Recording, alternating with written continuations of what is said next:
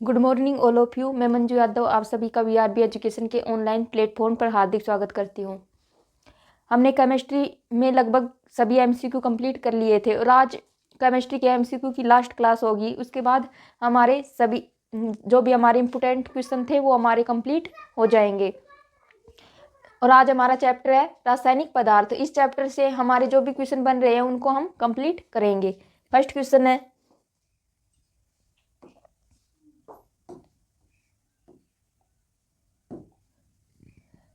खाद्य पदार्थों की आंतरिक सतह टिन से पुती होती है, ना कि जस्ते से, क्योंकि जो खाद्य पदार्थों के डिब्बे होते हैं उनकी जो भीतरी दीवार या सतह होती है वो टिन धातु से लेपित होती है, यानी कि उस पर टिन धातु का लेप होता है। टिन धातु का लेप क्यों करते हैं उस पर? फर्स्ट ऑप्शन है जस्ता टिन से अधिक क्रियाशील होता है। सेकंड है जस्ता का गलनांक टिन से अधिक होता है।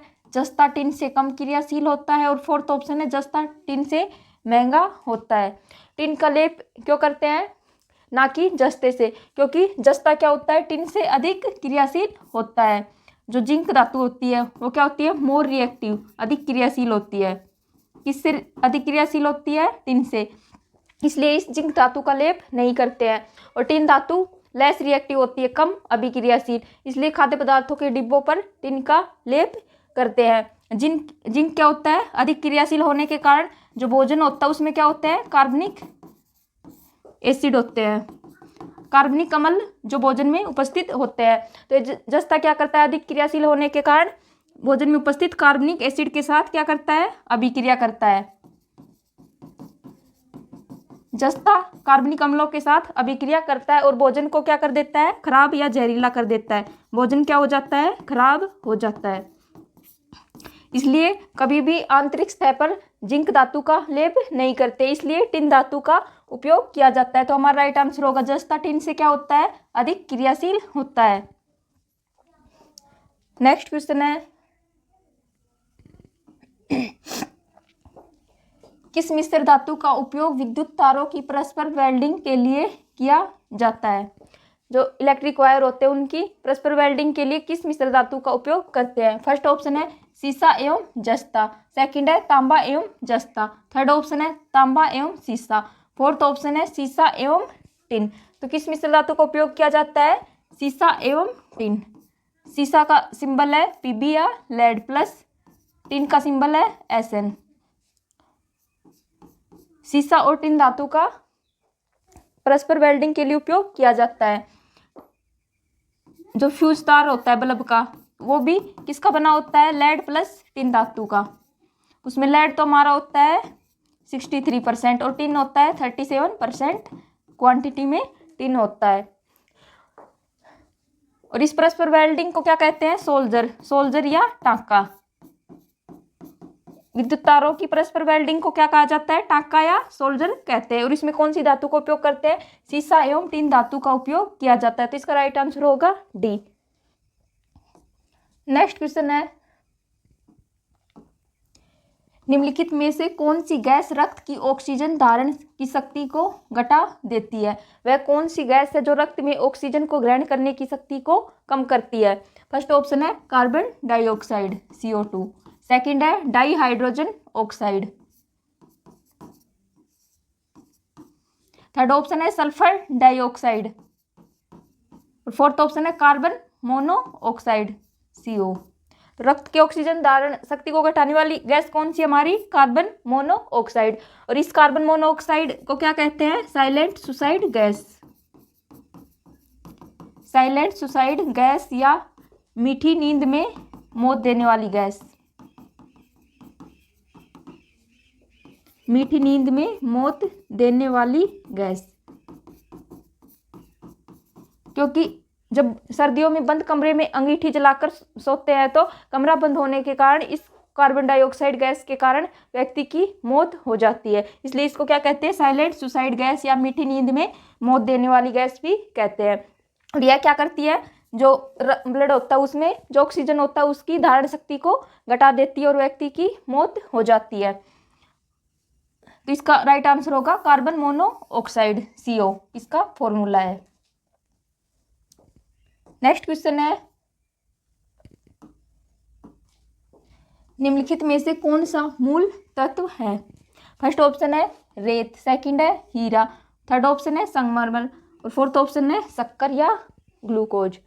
तो मूल तत्व कौन सा है हमारा? हीरा। जो डायमंड होता है वो क्या होता है? मूल तत्व होता है। और जो हीरा है वो क्या है? कार्बन की शुद्धतम अवस्था है। और हीरा किसका अपरूप होता है? कार्बन का। और यह कार्बन की शुद्धतम अवस्था है।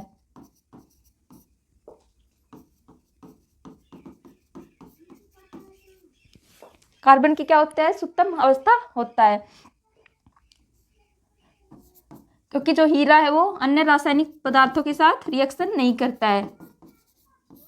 रासायनिक अभिक्रिया के दौरान हीरा विभाजित नहीं होता है।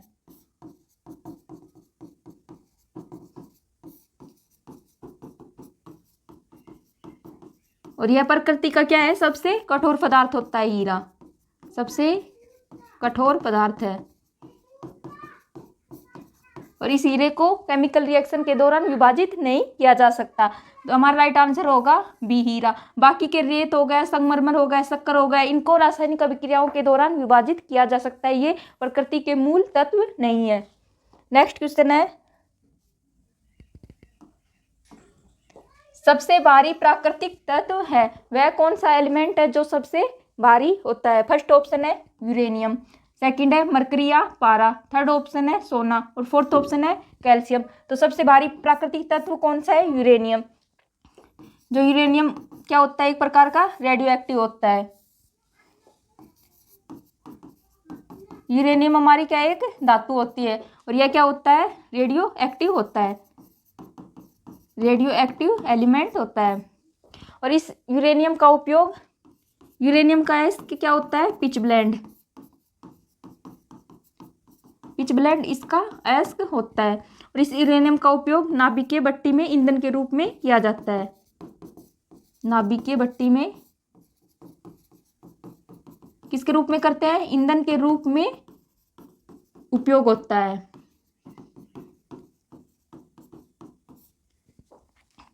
और परमाणु बम में भी इस यूरेनियम का उपयोग किया जाता है। परमाणु बम में उपयोग होता है।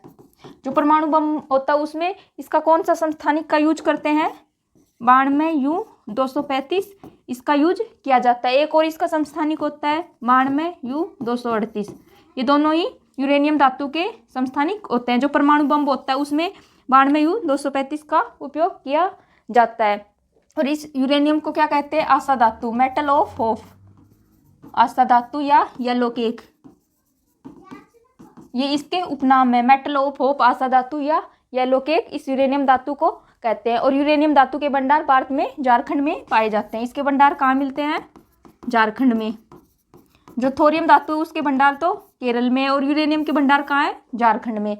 तो आपको ये यूरेनियम धातु के बारे में कई चीज़ें क्लियर हो गई हैं। यूरेनियम क्या एक रेडियो एक्टिव, रेडियो सक्रिय होता है। इसका अयस्क होता है पिच ब्लेंड और इसका यूज कहाँ होता है? ईंधन के रूप में। जो नाभिकीय भट्टी होती है उसमें यूज करते हैं। और परमाणु बम में भी इसका उपयोग किया जाता है। और इसके भंडार कहाँ है? झारखंड में। तो हमारा राइट आंसर होगा ए, यूरेनियम क्या है? एक सबसे भारी प्राकृतिक तत्व है। नेक्स्ट क्वेश्चन है, टाका एक मिश्र धातु है। फर्स्ट ऑप्शन है टिन तथा शीशे की, सेकंड है टिन तथा तांबे की, थर्ड ऑप्शन है टिन तांबे तथा जस्ते की और फोर्थ ऑप्शन है टिन शीशा तथा जस्ते की। तो टाका या सोल्जर क्या होता है? टाका या सोल्जर का उपयोग जो विद्युत तार होते हैं उनकी परस्पर वेल्डिंग के लिए यूज करते हैं। हमने अभी पिछले क्वेश्चन में किया था। और यह किन धातुओं का मिश्रण होती है?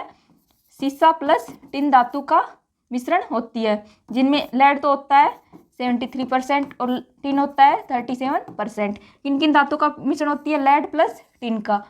तो हमारा राइट आंसर होगा ए, टिन तथा शीशे की क्या होती है? एक मिश्र धातु होती है टाका या सोल्जर। नेक्स्ट क्वेश्चन है, हवा एक है। जो हवा क्या होती है हमारी? फर्स्ट ऑप्शन है शुद्ध मिश्रण, सेकंड है केवल मिश्रणों का मिश्रण, थर्ड ऑप्शन है केवल तत्वों का मिश्रण, दोनों तत्व और यौगिकों का मिश्रण। जो हवा या वायु होती है मिश्रण होती है जिसमें हमारे एलिमेंट भी शामिल होते हैं और कंपाउंड भी। हवा या वायु क्या होती है? मिश्रण होती है, एक प्रकार का मिश्रण होती है। इसमें कई गैसें घुली होती है हवा में। हवा में क्या होता है? तत्व भी शामिल होते हैं और यौगिक भी, तत्व और यौगिक दोनों शामिल होते हैं।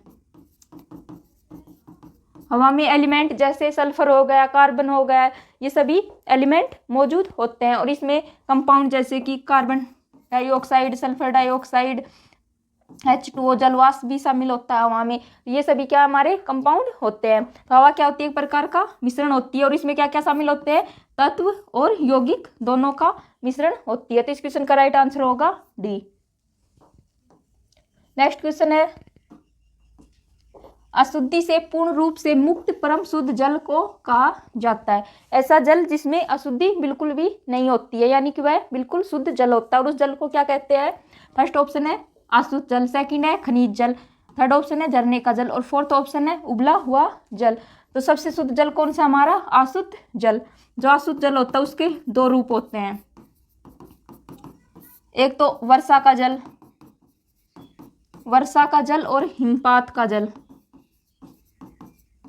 हिमपात यानी कि बर्फ, जो बर्फ होती है उसके पिघलने से जो जल पिघलता है वो क्या होता है, हिमपात का जल होता है। वर्षा का जल और हिमपात का जल दोनों ही क्या है, अशुद्ध जल के दो रूप होते हैं और ये दोनों ही सबसे शुद्ध रूप माने जाते हैं जल के। दोनों ही क्या है, जल की शुद्धतम अवस्था है।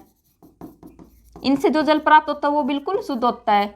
दोनों ही जल की शुद्धतम अवस्था है और ये क्या है, अशुद्ध जल के उदाहरण है।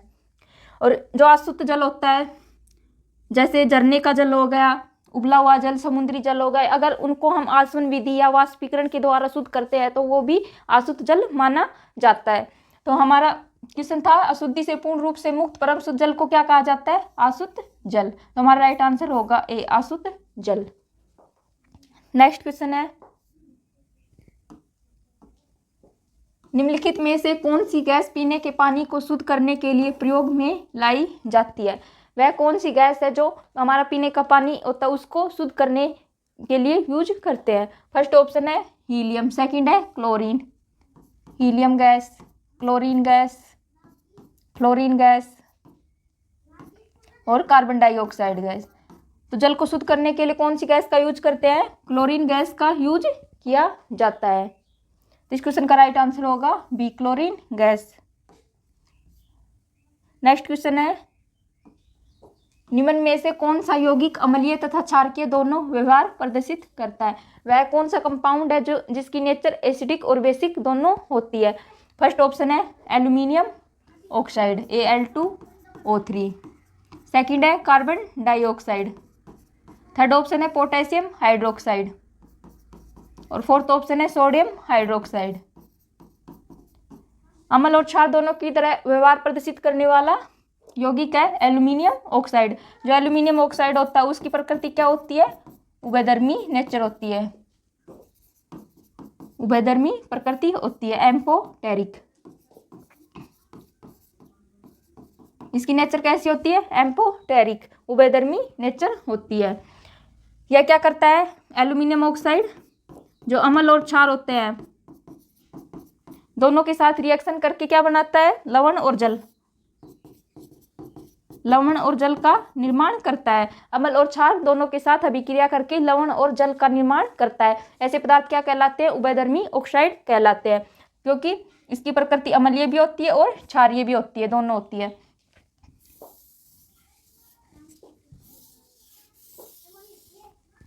जो एल्यूमिनियम ऑक्साइड होता है जब यह अम्ल के साथ रिएक्शन करता है तो क्या बनाता है, लवण और जल का निर्माण करता है।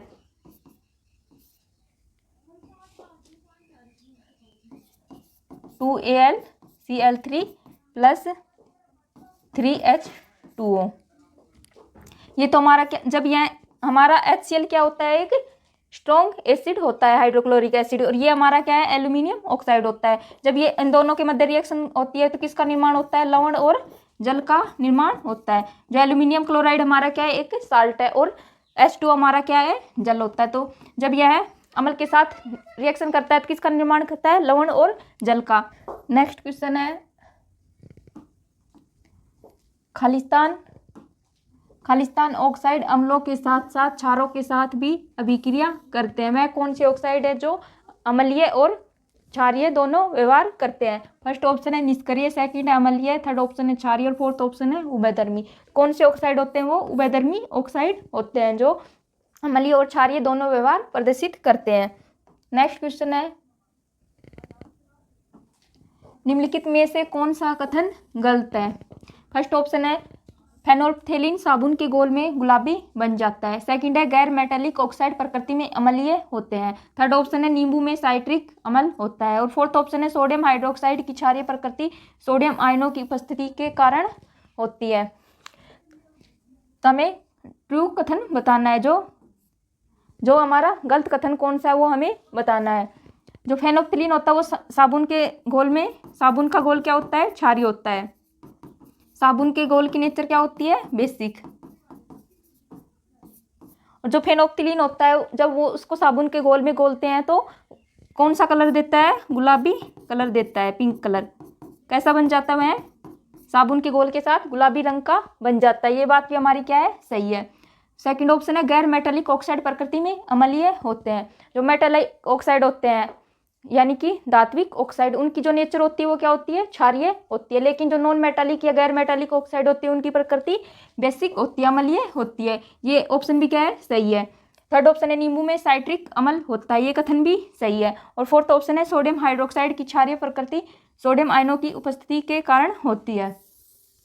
जो सोडियम हाइड्रोक्साइड होता है वो हमारा क्या होता है? एक स्ट्रॉन्ग बेस होता है, यानी कि स्ट्रॉन्ग बेस या क्षार होता है, मजबूत क्षार होता है। ये जो NaOH होता है उसमें OH हमारा क्या होता है? हाइड्रोक्सिल ग्रुप होता है। ये क्या होता है?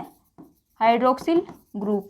इसी ग्रुप के कारण हमें इसकी बेसिक नेचर का पता लगता है, यानी कि इसकी क्षारीय प्रकृति किसके कारण होती है? सोडियम हाइड्रोक्साइड की इसी हाइड्रोक्सिल ग्रुप के कारण होती है। इससे हमें क्या पता लगता है? OH ग्रुप से क्षारीय प्रकृति का यानी कि बेसिक नेचर का पता लगा सकते हैं। तो हमारा ये ऑप्शन क्या कह रहा है? सोडियम हाइड्रोक्साइड की क्षारीय प्रकृति सोडियम आयनों की उपस्थिति के कारण होती है। ये बात क्या है? गलत है। क्षारीय प्रकृति किसके कारण होती है? OH ग्रुप के कारण होती है, हाइड्रोक्सिल ग्रुप के कारण होती है, ना कि सोडियम आयनों के कारण। तो हमारा कौन सा कथन गलत है? डी कथन हमारा गलत है। तो इसका राइट आंसर होगा डी। नेक्स्ट क्वेश्चन है हरित गृह प्रभाव के द्वारा पृथ्वी पर कौन सा रेडिएशन होता है? हरित गृह प्रभाव यानी ग्रीन हाउस इफेक्ट किसके कारण होता है? फर्स्ट ऑप्शन है अल्ट्रावायलेट रेडिएशन, सेकंड है गामा रेडिएशन, थर्ड ऑप्शन है एक्स किरण रेडिएशन और फोर्थ ऑप्शन है इंफ्रा रेडिएशन। तो हरित गृह प्रभाव किसके कारण होता है? इंफ्रा रेडिएशन, अवरक्त विकिरण के कारण होता है।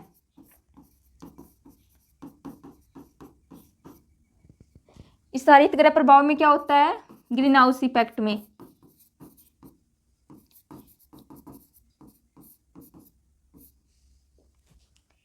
जो पृथ्वी पर कई ऐसी गैसें मौजूद होती हैं जो सूर्य से निकलने वाली किरणों को रोक लेती हैं, जिसके कारण पृथ्वी का टेम्परेचर बढ़ जाता है, यानी कि पृथ्वी का ताप बढ़ जाता है। ग्रीन हाउस इफेक्ट में क्या होता है? जो पृथ्वी होती है उसका टेम्परेचर बढ़ जाता है और टेम्परेचर बढ़ने के कारण जो जल स्तर होता है, जो बर्फ होती है, ग्लेशियर होती है, वो पिघल जाते हैं और जो समुद्र या महासागर होता है उनका जल स्तर बढ़ जाता है।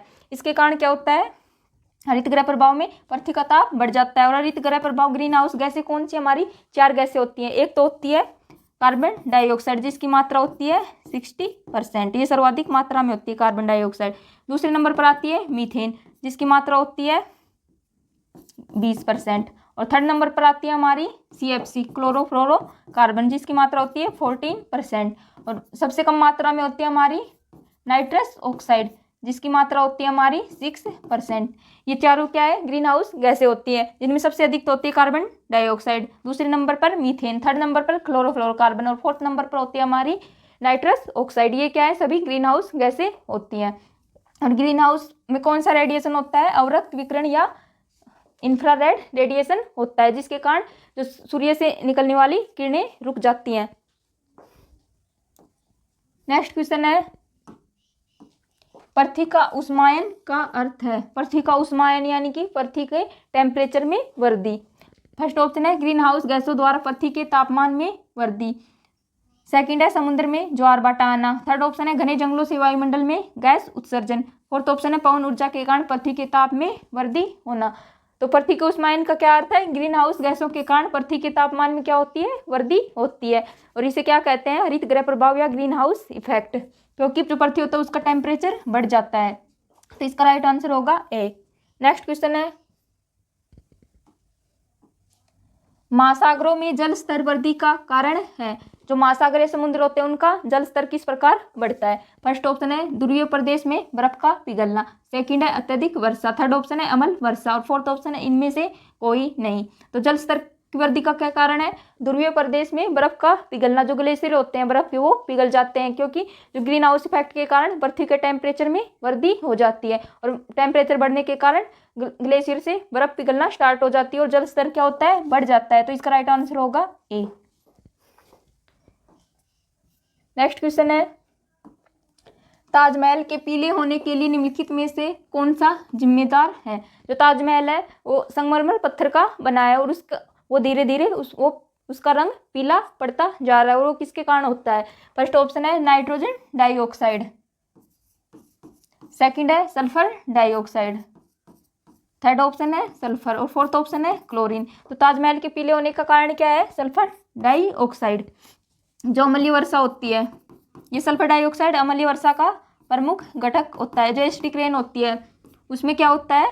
जब यह सल्फर ऑक्साइड जब जल के साथ रिएक्शन करता है तो किसका निर्माण करता है? सल्फ्यूरिक एसिड का, H2SO4 का निर्माण करता है, और इसी सल्फ्यूरिक एसिड के कारण जो ताजमहल का कलर कैसा होता जा रहा है? पीला होता जा रहा है। तो अम्लीय वर्षा का प्रमुख घटक क्या होती है? Sulphur dioxide. जब ये जल के साथ मिलती है तो किसका निर्माण करती है? सल्फ्यूरिक एसिड का, जिसके कारण क्या होता है? ताजमहल का पीला रंग पड़ जाता है। तो हमारा राइट आंसर होगा B, sulphur dioxide. Next question है, ओजोन परत का अधिकतम ह्रास निम्न में से किस पर हुआ है? फर्स्ट ऑप्शन है उत्तरी ध्रुव, सेकंड है दक्षिणी ध्रुव, थर्ड ऑप्शन है भूमध्य रेखा, और फोर्थ ऑप्शन है उपयुक्त में से कोई नहीं। तो ओजोन परत का सर्वाधिक नुकसान किस पर हुआ है? दक्षिणी ध्रुव पर हुआ है। इसका राइट आंसर होगा बी। नेक्स्ट क्वेश्चन है,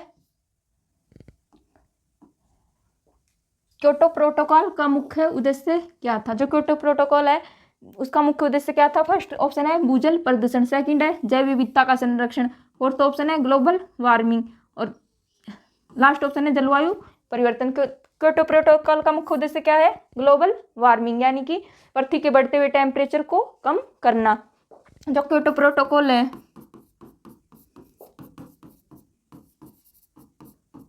यह अस्तित्व में कब आया था? 1997 में, और इसको अंतिम रूप कब दिया गया? 2005 में। इसको अंतिम रूप 2005 में इसको अंतिम रूप दिया गया, और अस्तित्व में कब आया था? यह 1997 में, और इसका संबंध किससे है? ग्लोबल वार्मिंग से। इसका उद्देश्य क्या था? पृथ्वी के बढ़ते टेम्परेचर को कम करना।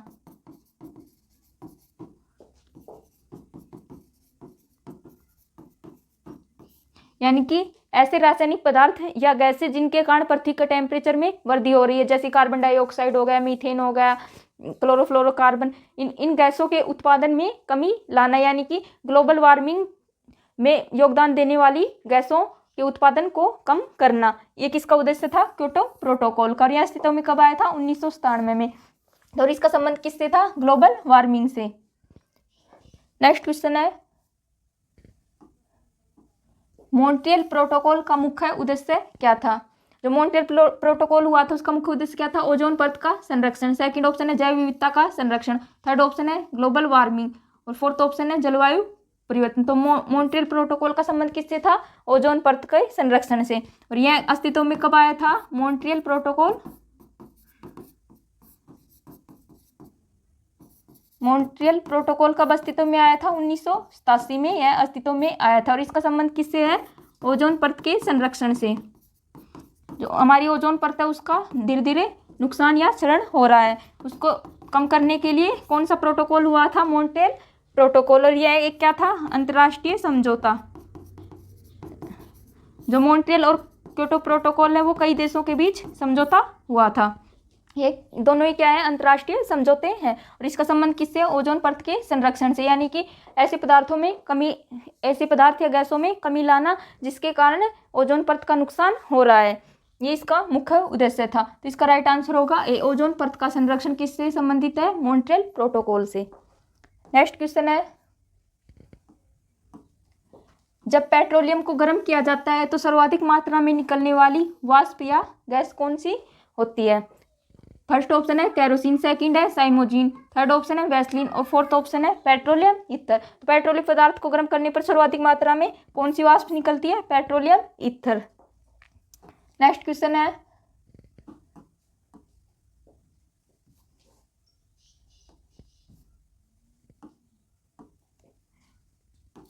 टिंचर आयोडीन है। जो टिंचर आयोडीन क्या होता है? आयोडीन का जलीय विलयन, आयोडीन का एसिटिलीन के साथ विलयन, आयोडीन का बेंजीन के साथ विलयन, आयोडीन का एल्कोहलिक विलयन। तो टिंचर आयोडीन क्या होता है? आयोडीन का एल्कोहलिक विलयन होता है। टिंचर आयोडीन क्या होता है? जो एल्कोहल होता है, एल्कोहल और जल, इन दोनों के मिश्रण में 2 से 3% मात्रा में क्या होता है? 2 से 3% मात्रा में आयोडीन मिला दिया जाता है। वो क्या कहलाता है? Tincture iodine. अल्कोहल और जल के मिश्रण में 2 से 3% मात्रा में आयोडीन मिलाने पर जो विलयन बनता है वो क्या कहलाता है? टिंचर आयोडीन कहलाता है। और यह एक प्रकार का क्या होता है? एंटीसेप्टिक होता है। एक प्रकार का एंटीसेप्टिक होता है। और इसका यूज कब करते हैं? घाव या जो कट होता है उसको कीटाणु रहित करने के लिए, कट लग जाने पर कीटाणु रहित करने के लिए किसका यूज करते हैं? टिंचर आयोडीन का। और यह क्या करता है? जो वायरस या बैक्टीरिया होता है उसको नष्ट करता है। तो टिंचर आयोडीन क्या होता है? आयोडीन का एल्कोहलिक विलयन होता है। इसका राइट आंसर होगा डी। नेक्स्ट क्वेश्चन है, अश्रु गैस में प्रयुक्त होता है। फर्स्ट ऑप्शन है क्लोरो एस्टोफिनोन, सेकंड है ब्रोमो एस्टोफिनोन, थर्ड ऑप्शन है फ्लोरो एसिटोफिनोन, फोर्थ ऑप्शन है क्लोरो एस्टोक्यूसोन। तो जो आंसू गैस या अश्रु गैस, इसी आंसू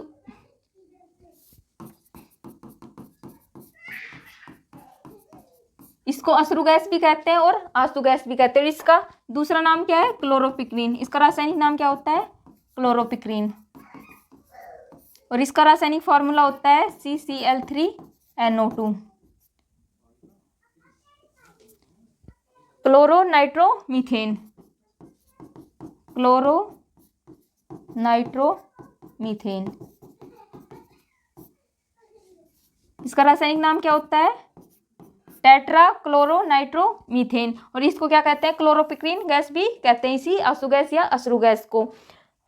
और इसमें क्या प्रयुक्त होता है? क्लोरो एस्टोफिनोन नामक रासायनिक पदार्थ यूज किया जाता है, क्लोरो एस्टोफिनोन। इस आंसू गैस का उपयोग कब करते हैं? भीड़ को तितर बितर करने में।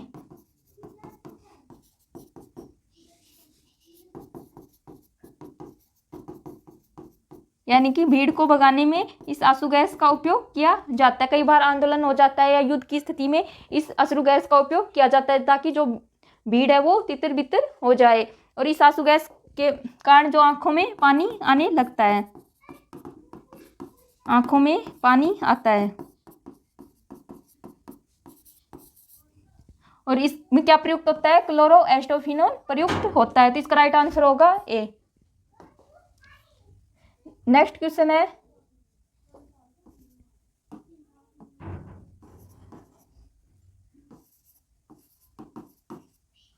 सभी जैव यौगिकों में सर्वाधिक आवश्यक मूल तत्व है। जो भी जैव यौगिक होते हैं उनमें सबसे मूल तत्व कौन सा होता है?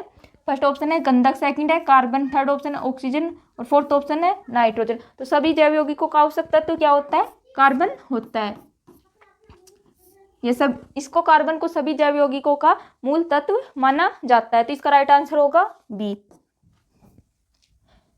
आज हमने इस चैप्टर से रिलेटेड रासायनिक पदार्थ से जो भी क्वेश्चन थे वो हमने कंप्लीट कर लिए हैं। नेक्स्ट जो क्लास होगी उसमें हम फिजिक्स स्टार्ट करेंगे और एक नए चैप्टर से शुरुआत करेंगे। आज के लिए इतना ही, धन्यवाद।